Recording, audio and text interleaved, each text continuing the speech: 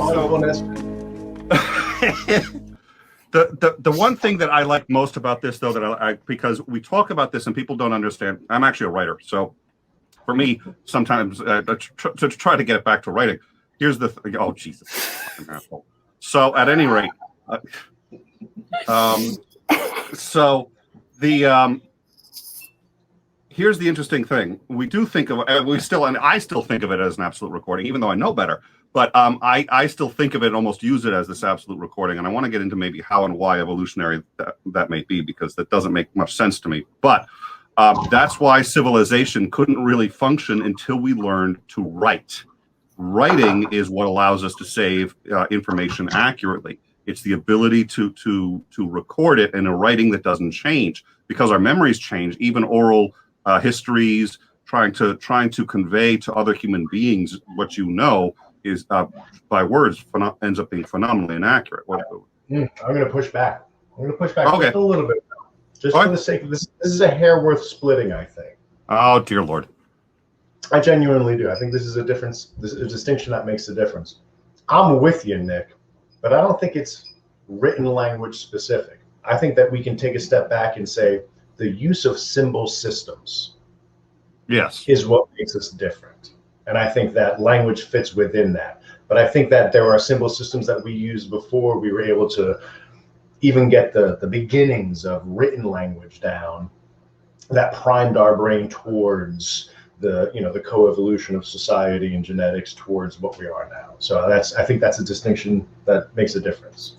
I would completely concur. When I said written language, I don't necessarily mean language in the common sense. I mean any means of recording information, information in writing, and that could absolutely be the pictorial cave. That's what changed it. That was as important an evolutionary step for human beings as was, in fact, the ability to communicate through language in the first place.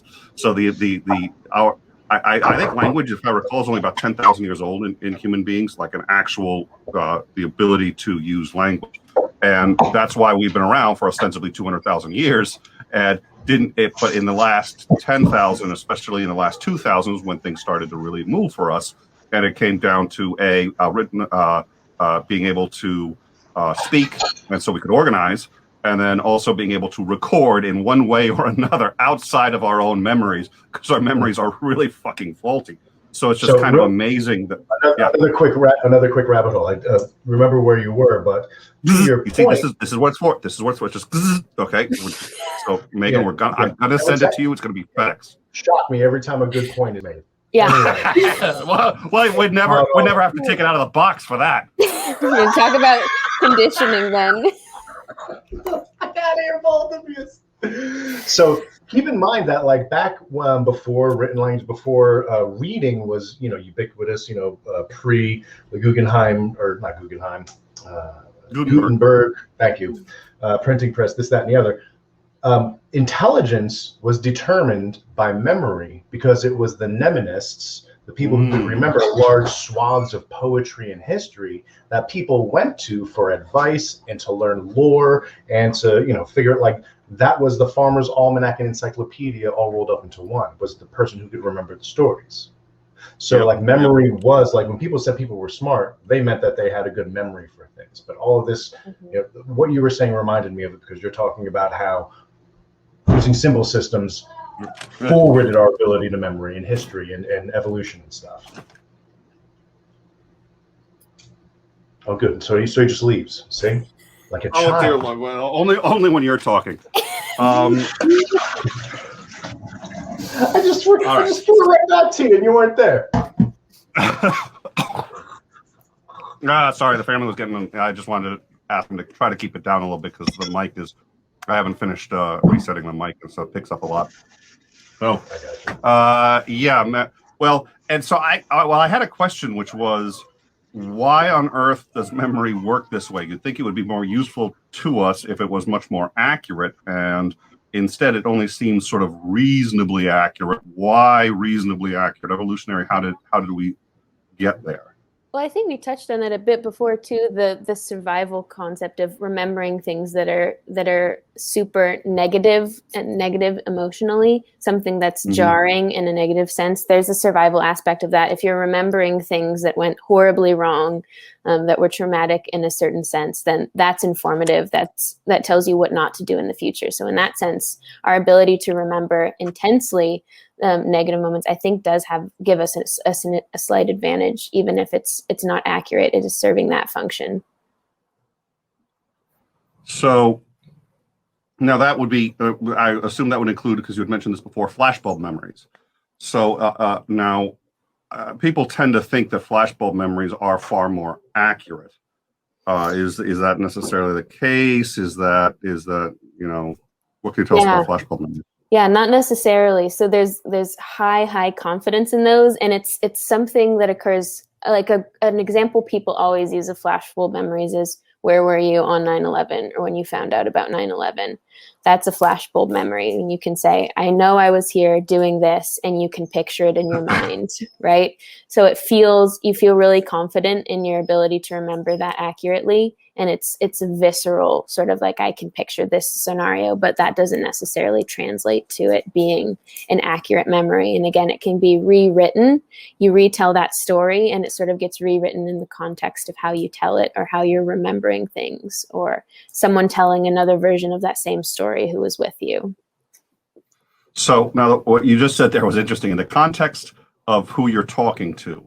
So if I am talking to, let's say I'm trying to remember a story and I'm telling a very conservative group of people, I will change how I tell it, because Right. I play to my audience. You know what I mean? It's Hillary Clinton got murdered for saying that, she speaks differently to different audiences. We all do. Everybody does. We all have do. to. We all adapt. Yes. Well, and so you're not going to speak to your dad the same way you speak to your best friend, the same way you speak to your boyfriend, the same way you speak to a colleague, the same way you speak to a boss. You don't Right. the same way you speak to your child. You adapt to every. It's. I was going to say Heisenberg. No, I was thinking of something else. But it's a Hawthorne. It's the Hawthorne effect. Right. So if I'm telling a story to an audience, am I actually changing that memory too? If I change how if I change the needs of if the needs of the audience are different details and different nuance, different emphasis, is that a change that I'm actually possibly making permanently into my memory? Does that change how I perceive things going forward? Yeah, I think that's first a hard question to answer with the methods that we have. A lot of times when we're asking people to talk about memories, it's self-report. And so there's a lot of trust that you're putting in people that they're reporting the memories that they're actually having. And again, there's so many different motivations to produce different memories for whatever reason, right? So an example people always use, and I forget the name, there was a television reporter who would tell the story about their time visiting a war zone and their experience there. And the first few times telling the stories on air was just about the experience going there, being on a plane or a helicopter, sort of how intense the experience was. And over time, and potentially, it was a mistaken memory. Potentially, it was to serve the purpose of, creating entertainment that was more catchy, that was more grabbing. That story evolved into one where he was in a helicopter crash and was sort of claiming this whole narrative of being a victim of a war zone, and people got really upset. And that's the question raised was that memory accurate? Did he really shift his memory over time to imagining being in this crash, or was it made up, or was it the process of telling that story that in fact created those changes? And it's hard to say, I think, with, again, the ways we can measure this.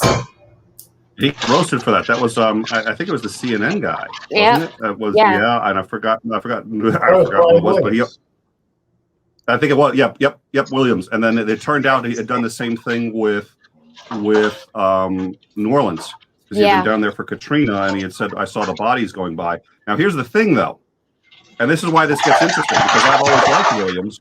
And it is very hard to tell because you don't know really what's going. You don't know his motives, and you don't know what's real or what's not in this thing. Right. But the reality is, I could easily say I remember the bodies going by because I do on TV. I saw it all the time. And if I had been down there, and if I had been watching on TV what's going on just a block away, and I'm aware that it's a block away, and everything kind of looks the same, but it's not, I could easily imagine myself later saying, oh, yeah, I saw all the bodies. Yeah, I kind of did, kind of didn't.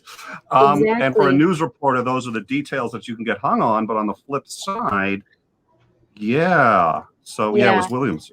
Yeah, and even media like that can make such a big impact, too. And that's what ties back into eyewitness memory is like, even if police don't introduce any misinformation while there's an ongoing investigation, just exposure to potential perpetrators of a crime via media can also influence people's sort of memory. And if they have a familiarity for a particular face, they might incorrectly assign that to, oh, this was the perpetrator. Oh, I saw this happening. So that familiarity aspect plays a big part in memory too. And telling people that they're not as clear-eyed as they think they are is one of the problems, right? If we're going to talk about not having a jury, not having eyewitness testimony, being able to make cases against people for crimes based on the most neutral of information so that, the process can be applied equally to everybody.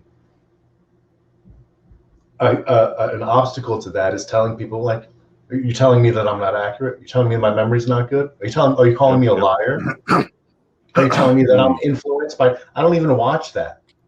Well, yeah, I have friends on Twitter that watch it and they post and stuff, but I don't watch, you know what I mean? Just like, that's the thing, which is you can say a lot of things that aren't true and it's not necessarily a lie. And in our society, it's like if somebody says something not true, they're lying. And it's like, that's not even close to accurate.